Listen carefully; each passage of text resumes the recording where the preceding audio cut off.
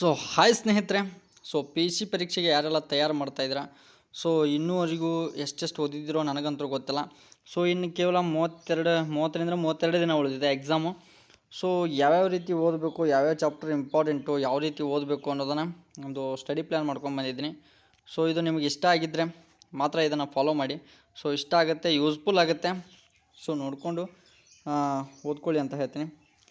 So first of all ಯಾರ್ಯಾರೆಲ್ಲ ಇಲ್ಲಿವರೆಗೂ ಏನೇನು ಓದಿದ್ರ, so ಅದನ್ನು ಮಾತ್ರ ಓದಿ. ಇನ್ಯಾರೋ ಏನೋ ಹೇಳ್ತಾರೆ ಅದನ್ನು ಫಾಲೋ ಅಪ್ ಮಾಡೋಕ್ಕೆ ಹೋಗಬೇಡಿ. ಯಾಕಂತಂದರೆ ನೀವು ಓದಿದ್ದು ವೇಸ್ಟ್ ಆಗುತ್ತೆ. ಇಲ್ಲಿವರೆಗೂ ಏನು ಓದಿದ್ರಲ್ಲ, ಸೊ ಅದನ್ನೇ ಕಂಟಿನ್ಯೂ ಮಾಡಿ, ರಿವಿಷನ್ ಮಾಡ್ಕೊಳ್ಳಿ. ಸೊ ಈಗ ನೀವು ಸೈನ್ಸಲ್ಲಿ 8 ಚಾಪ್ಟರ್ ಮುಗಿಸಿದ್ದೀರಾ ಅಂದ್ಕೊಳ್ಳಿ. ಸೊ 8 ಚಾಪ್ಟ್ರನ್ನ ರಿವಿಷನ್ ಮಾಡ್ಕೊಳ್ಳಿ, ರಿವಿಷನ್ ಮಾಡಿ, ಆಯಿತಾ? ಸೊ ಸುಮ್ಮನೆ ಮತ್ತೆ ಬೇರೆದವ್ರು ಏನೋ 1ನೇ ಚಾಪ್ಟ್ರಲ್ಲಿ ಬೇರೆ ಈ ಇಂಪಾರ್ಟೆಂಟ್ ಕ್ವಶನ್ ಬರುತ್ತೆ ಅಂತ ಹೇಳಿದರೆ ಸೊ ನೀವು ಅದನ್ನು ನೋಡ್ತಾ ಹೋಗ್ತೀರಾ. ಸೊ ಅದನ್ನು ಮಾಡೋಕ್ಕೆ ಹೋಗಬೇಡಿ. ಸೊ ನೀವು ಏನು ಓದಿದ್ರಲ್ಲ ನಿಮ್ಮ ಮೇಲೆ ನಂಬಿಕೆ ಇಟ್ಟು ನೀವು ಅದನ್ನು ಸ್ಟಡಿ ಮಾಡಿ, ಸರಿನಾ? ಈಗ ನಾನು ಯಾವ್ಯಾವ ಚಾಪ್ಟ್ರಲ್ಲಿ ಯಾವ್ಯಾವ ವಿಷಯದಲ್ಲಿ ಯಾವ್ಯಾವ ಚಾಪ್ಟರ್ ಇಂಪಾರ್ಟೆಂಟು, ಯಾವ ರೀತಿ ಓದಬೇಕು ಅನ್ನೋದನ್ನು ಒಂದು ಅಂದಾಜಿನ ಮೇಲೆ ರೆಡಿ ಮಾಡಿದ್ದೀನಿ. ಸೊ ಅಂತಂದರೆ ಹಿಂದಿನ ಕ್ವಶನ್ ಪೇಪರ್ ಏನಿರುತ್ತಲ್ಲ, ಸೊ ಅದ್ರ ಮೇಲೆ ಯಾವ ಚಾಪ್ಟರ್ ಮೇಲೆ ಜಾಸ್ತಿ ಕ್ವಶನ್ ಬಿದ್ದಿದೆ, ಸೊ ಅದಕ್ಕಾಗಿ ಅದನ್ನು ಒಂದು ಹೋಪಾಗಿ ಇಟ್ಕೊಂಡು ಸೊ ನಾನು ಒಂದಲ್ಲಿ ಪ್ರಮುಖ ಅಧ್ಯಾಯಗಳನ್ನು ಪಟ್ಟಿ ಮಾಡಿದ್ದೀನಿ. ಸೊ ನೋಡೋಣ, ಹೋಗೋಣ. ಮಾನಸಿಕ ಸಾಮರ್ಥ್ಯದಲ್ಲಿ, ಮೆಂಟಲ್ ಎಬಿಲಿಟಿಯಲ್ಲಿ ರಕ್ತ ಸಂಬಂಧಗಳ ಮೇಲೆ ಜಾಸ್ತಿ ಕ್ವಶನ್ ಬಿದ್ದಿದೆ. ಸೊ ರಕ್ತ ಸಂಬಂಧಗಳು, ಸೊ ಇದನ್ನು ನೋಡ್ಕೊಳ್ಳಿ. ನೆಕ್ಸ್ಟು ದಿಕ್ಕುಗಳ ಮೇಲೆ, ಆಯಿತಾ? ಕೋಡಿಂಗು, ಡಿಕೋಡಿಂಗು, ಆಮೇಲೆ ಸಂಖ್ಯೆಯ ಸರಣಿಗಳಿರ್ತಲ್ಲ, ಸೊ ಅದನ್ನು ನೋಡ್ಕೊಳ್ಳಿ.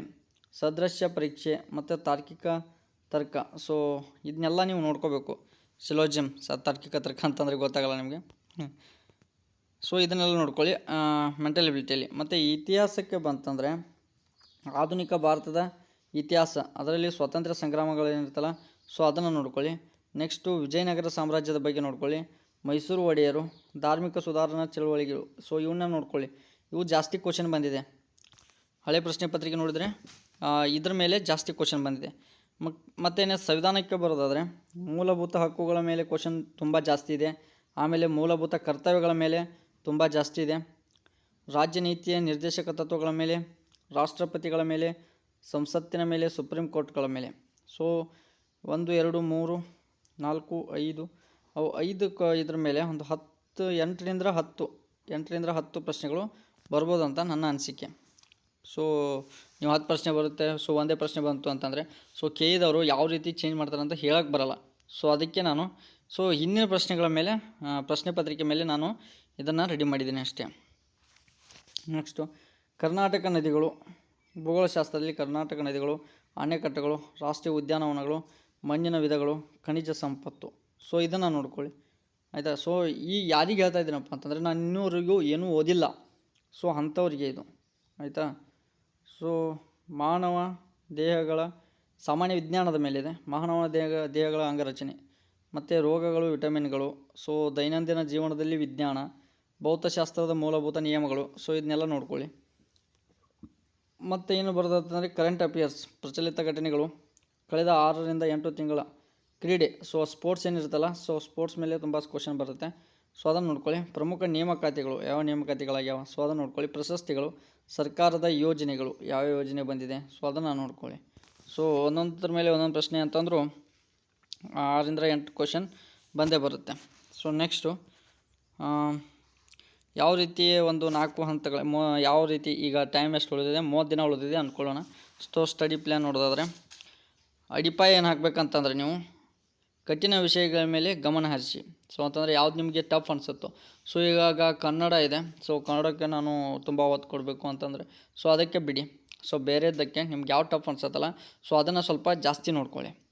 ಪ್ರತಿದಿನ 1.5 ಗಂಟೆ ಮಾನಸಿಕ ಸಾಮರ್ಥ್ಯದ ಲೆಕ್ಕಾಚಾರಗಳನ್ನು ಬಿಡಿಸಿ. ಅಂತಂದರೆ ಮೆಂಟಲ್ ಎಬಿಲಿಟಿಗಳನ್ನು ಕೇವಲ 1.5 ತಾಸು ಕೊಡಿ. ಇತಿಹಾಸ ಮತ್ತು ಸಂವಿಧಾನದ ಪ್ರಮುಖ ಅಧ್ಯಾಯಗಳನ್ನು ಕವರ್ ಮಾಡಿ. ಸೊ ನಾನು ಮೇಲೇನು ಹೇಳಿದ್ದೀನಲ್ಲ, ಸೊ ಅದನ್ನೆಲ್ಲ ಕವರ್ ಮಾಡ್ಕೊಳ್ಳಿ. ಆಳವಾದ ಅಧ್ಯಾಯ ಭೂಗೋಳ ಮತ್ತು ವಿಜ್ಞಾನಕ್ಕೆ ಹೆಚ್ಚಿನ ಒತ್ತನ್ನು ನೀವು ಕೊಡಬೇಕಾಗತ್ತೆ. ದಿನಕ್ಕೆ 1 ಗಂಟೆ ಪ್ರಚಲಿತ ಗಂಟೆಗಳಿಗೆ ನೀವು ಇಡಲೇಬೇಕಾಗತ್ತೆ. ಅಂತಂದರೆ 6ರಿಂದ 8 ಪ್ರಶ್ನೆ ಅಂತಂದರೆ ಏನು ಕಮ್ಮಿನಾ? ಸೊ ಅದಕ್ಕೆ ಒಂದು ತಾಸಾದರೂ ಇಡಿ ಕರೆಂಟ್ ಅಫೇರ್ಸ್ಗೆ. ಮತ್ತು ವಾರ ಆದಮೇಲೆ ಸೊ ಅಂತಂದರೆ ಎಷ್ಟು ವಾರ ಬರುತ್ತೆ ನಿಮಗೆ? ಒಂದು 4 ವಾರ ಬರುತ್ತೆ. 4 ವಾರಕ್ಕೊಮ್ಮೆ ನೀವು ರಿವಿಷನ್ 4 ಸಾರಿ ವಾರಕ್ಕೊಮ್ಮೆ ರಿವಿಷನ್ ಮಾಡ್ಕೊಳ್ಳಿ. ಇವಾಗ ಏನು ಓದಿದಾರಲ್ಲ ಒಂದು ವಾರ, ಸೊ ಅದನ್ನು ರಿವಿಷನ್ ಮಾಡ್ಕೊಳ್ಳಿ. ಈ ಸಮಯ ಹೊಸದನ್ನು ಓದೋದನ್ನು ಕಡಿಮೆ ಮಾಡಿ. ಅಂತಂದರೆ ಬೇರೆ ಏನೋ ಹೇಳಿದ್ರಪ್ಪ, ಸೊ ಯೂಟ್ಯೂಬಲ್ಲಿ ಬರುತ್ತೆ, ಸೊ ಅದನ್ನು ನೀವು ನೋಡೋಕೆ ಹೋಗಬೇಡಿ. ಯಾವುದಾದ್ರೂ ಇಂಪಾರ್ಟೆಂಟ್ ಕ್ವಶನ್ ಹೇಳ್ತಾಯಿದ್ರೆ, ಸೊ 50 ಕ್ವಶನ್ ಸೀರೀಸು ನಾನು ಮಾಡ್ತಾ ಇದ್ದೀನಲ್ಲ, ಸೊ ಅಂಥವು ನೋಡ್ಕೊಳ್ಳಿ, ಯೂಸ್ಫುಲ್ ಆಗ್ಬೋದು. ಜಸ್ಟ್ ಒಂದು 15 ನಿಮಿಷ ಅದಕ್ಕೆ ಇಟ್ಬಿಡಿ, ಆಯಿತಾ? ಯಾವುದೇ ತಪ್ಪು ಉತ್ತರ ಐತಲ್ಲ, ಸೊ ಅದನ್ನು ಒಂದು ದಿನಕ್ಕೊಂದು ಲೆಂತ್ ಮಾಕ್ ಟೆಸ್ಟ್ ತೊಗೊಳ್ಳಿ. ಸೊ ಯಾವ್ದು ತಪ್ಪಾಗತ್ತೈತೆ ನೋಡ್ಕೊರಿ. ಸೊ ನೀವು ಹಂಗೆ ಮಾಕ್ ಟೆಸ್ಟ್ ತೊಗೊಳ್ದೆ ಯೂಸ್ ಆಗೋಲ್ಲ. ಸೊ ಮಾಕ್ ಟೆಸ್ಟ್ನ ತೊಗೊಳ್ಳಿ. ಸೊ ಯಾವುದ್ರಲ್ಲಿ ಯಾವ ವಿಷಯದಲ್ಲಿ ನಿಮಗೆ ಕಡಿಮೆ ಅಂಕ ಬರುತ್ತಲ್ಲ, ಸೊ ಅದನ್ನು ಹೆಚ್ಚು ಒತ್ತು ಕೊಡಿ. ಕೇವಲ ಶಾರ್ಟ್ ನೋಟ್ಸ್ ಏನಿರುತ್ತಲ್ಲ, ಸೊ ಅದನ್ನು ಮಾತ್ರ ನೋಡಿ. ಮತ್ತು ಪ್ರಮುಖ ದಿನಾಂಕಗಳು, ವಿಧಿಗಳು ಮತ್ತು ಸೂತ್ರಗಳನ್ನು ನೆನಪಿಟ್ಕೊಳ್ಳಿ. ಹೊಸ ವಿಷಯಗಳಿಗೆ ಒಟ್ಟ ಕೈ ಹಾಕಬೇಡ್ರಿ. ಸೊ ಗಣಿತ ಮತ್ತು ಮೆಂಟಲ್ ಎಬಿಲಿಟಿ ದಿನ ಒಂದು 20-30 ಲೆಕ್ಕ ಬಿಡಿಸ್ಕೊತ ಹೋಗ್ರಿ. ಲೆಕ್ಕನ ಬಿಡಿಸ್ರಿ. ಸೊ ಚಾಪ್ಟರ್ ವೈಸ್ ನೋಡೋಕೆ ಹೋಗ್ಬೇಡ್ರಿ, ಲೆಕ್ಕಗಳನ್ನ ಬಿಡಿಸ್ತಾ ಹೋಗ್ರಿ. ಓದಿದ 24 ಗಂಟೆ ಒಳಗೆ ಒಮ್ಮೆ ಪೂರ್ಣಾವರ್ತನೆ ಮಾಡಿ. ಅಂದರೆ 24 ಗಂಟೆ ಒಳಗೆ ನೀವು ಏನೇನು ಓದಿರ್ತಿಲ್ಲ, 24 ಗಂಟೆ ಅಂದರೆ 24 ಗಂಟೆ ಓದಿರಂಗಿಲ್ಲ. ಸೊ ಏನು ಒಂದು 5ರಿಂದ 6 ತಾಸು ಓದಿರ್ತಿಲ್ಲ, ಸೊ ಅದನ್ನು ಕೊನೆಗೆ ಒಂದು ಸಲ ರಿವಿಷನ್ ಮಾಡ್ಕೊಳ್ಳಿ. ಗೊತ್ತಿಲ್ಲ ಪ್ರಶ್ನೆಗೆ ಅಂದಾಜು ಉತ್ತರ ಹಾಕೋದು ನಮ್ಮದು ಮಂದಿದು ಒಂದು ಭಾಳ ಕೆಟ್ರಿ. ಸೊ ದೇವ್ರ ಅಂಕಿ ಅಂತ ಹಾಕಿಬಿಡ್ತಾರೆ, ಸೊ ಅದನ್ನು ಕಡಿಮೆ ಮಾಡ್ಕೊರಿ. ಓಕೆ, ಸೊ ಈ ರೀತಿ ಸ್ಟಡಿ ಮಾಡ್ಕೊಳ್ಳಿ. ಸೊ ಯಾರೂ ಕೈಲಿ ಆಗೋದಿಲ್ಲ ಅಂತ ಕೊಂಡ್ರಬೇಡ್ರಿ. ಸೊ ಎಲ್ಲ ಆಗುತ್ತಾ. ಸೊ ನೋಡಿರಿ, ಸಾಧ್ಯ ಆದ್ರೆ. ಸೊ ನಾನು ಟಾಪ್ 50 ಪ್ರಶ್ನೆಗಳನ್ನು ಡೈಲಿ ಹಾಕ್ತಾಯಿರ್ತೇನೆ, ಪ್ರಮುಖ 50 ಪ್ರಶ್ನೆಗಳನ್ನು. ಸೊ ಈಗ 9 ಭಾಗ ಆಗ್ಯಾವ. ಸೊ 9 ಭಾಗದಲ್ಲಿ ಒಂದು 4 ಮಾರ್ಕ್ಸ್ ಬಂದರೂ ಏನು ಅಡ್ಡಿಲ್ಲ. ಸೊ 4 ಅಂಕ ಆದರೂ ಬಂದರೂ ಏನು ಅಡ್ಡಿಲ್ಲ. ಸೊ ನೀವು ಕೇಳ್ರಿ. ಸೊ ನಾನು ನೆಕ್ಸ್ಟ್ ಕಂಟಿನ್ಯೂ ಮಾಡ್ತೀನಿ. ಇನ್ನೂ 30 ದಿನ ಅಂದ್ರೆ, ಇನ್ನೂ 30 ಅಂತಂದ್ರೆ 40 ಪ್ರಶ್ನೆ ಪತ್ರಿಕೆ ಸೀರೀಸ್ ಆಕ್ಕವು. ಆ 40ರಾಗ ಒಂದು 50 × 40 ಅಂದ್ರೆ ಎಷ್ಟಾಯ್ತು? 50 × 40 ಅಂದ್ರೆ ಎಷ್ಟಾಯಿತು? 2,000 ಪ್ರಶ್ನೆಗಳದು. 2,000 ಪ್ರಶ್ನೆ. 2,000 ಪ್ರಶ್ನೆಗಳಲ್ಲಿ ಒಂದು 15 ಪ್ರಶ್ನೆನೂ ಬೀಳಲ್ವ? 15 ಪ್ರಶ್ನೆ ಅಂತಂದರೆ ಎಷ್ಟಾಗಿತ್ತು? ನೀವು ಜಸ್ಟ್ 15 ನಿಮಿಷ ಟೈಮ್ ಕೊಟ್ಟರೆ ಒಂದು 10ರಿಂದ ಒಂದು 15 ಕ್ವಶನ್ ಬಿದ್ದರೂ ನಿಮಗೇನು ಅಡ್ಡಿ ಇಲ್ಲ. ಆ ಕ್ಲಾಸ್ನ ಕೇಳಿ, ಆಯಿತಾ? ಯಾಕಪ್ಪ ಅಂತಂದರೆ, ಸೊ ಪ್ರಶ್ನೆ ಪತ್ರಿಕೆಗಳನ್ನು ಮತ್ತು ನೀವು ಸ್ಟಡಿ ಪ್ಲ್ಯಾನ್ನ ಏನು ಹಾಕಿ ಕೊಟ್ಟಿದ್ದಾನಲ್ಲ, ಸೊ ಈ ರೀತಿ ಫಾಲೋ ಮಾಡಿದರೆ ಒಂದು 50% ಚಾನ್ಸ್ ಇದೆ. ಸೊ ಇದನ್ನೆಲ್ಲ ಏನೇನು ಇಂಪಾರ್ಟೆಂಟ್ ಚಾಪ್ಟರ್ ಇದೆಯಲ್ಲ, ಸೊ ಇನ್ನೂವರೆಗೂ ಓದಿಲ್ಲ ಅನ್ನೋರು ಮಾತ್ರ ಇದನ್ನು ಓದ್ಕೊಳ್ಳಿ. ಸೊ ಇಲ್ಲಿವರೆಗೂ ಏನೇನು ಓದಿದವ್ರು ಏನೈತಿಲ್ಲ, ಸೊ ಅದನ್ನು ಕಂಟಿನ್ಯೂ ಮಾಡಿ. ಸೊ ನಾನು ಹೇಳಿದ್ದು ಕೇಳಬೇಡಿ. ಸೊ ಓದಿದ್ದನ್ನು ಕಂಟಿನ್ಯೂ ಮಾಡಿ, ಆಯಿತಾ? ಸೊ ಬೇಕಾದರೆ ನೀವು ನಾನು 50 ಪ್ರಶ್ನೆಗಳ ಸೀರೀಸ್ ಏನು ಮಾಡ್ತಾಯಿದ್ದಲ್ಲ ಅದನ್ನು ನೋಡ್ಬೋದು ಅಷ್ಟೇ. ಸೊ ಆಯಿತಾ? ಓಕೆ, ಇವತ್ತಿನ ವೀಡಿಯೋನ ಇಲ್ಲಿಗೆ ಮುಗಿಸ್ತಾ ಇದ್ದೀನಿ. ಸೊ ಈ ವಿಡಿಯೋ ಏನಾದರೂ ಇಷ್ಟ ಆಗಿದ್ದರೆ ದಯವಿಟ್ಟು ಒಂದು ಲೈಕ್ ಮಾಡಿ, ಮತ್ತು ಇನ್ನೂ ಯಾರು ಚಾನಲ್ನ ಸಬ್ಸ್ಕ್ರೈಬ್ ಮಾಡ್ಕೊಂಡಿಲ್ಲ ನೋಡಿ, ಸಬ್ಸ್ಕ್ರೈಬ್ ಮಾಡ್ಕೊಳ್ಳಿ, ಆಯಿತಾ? ಓಕೆ, ಧನ್ಯವಾದಗಳು.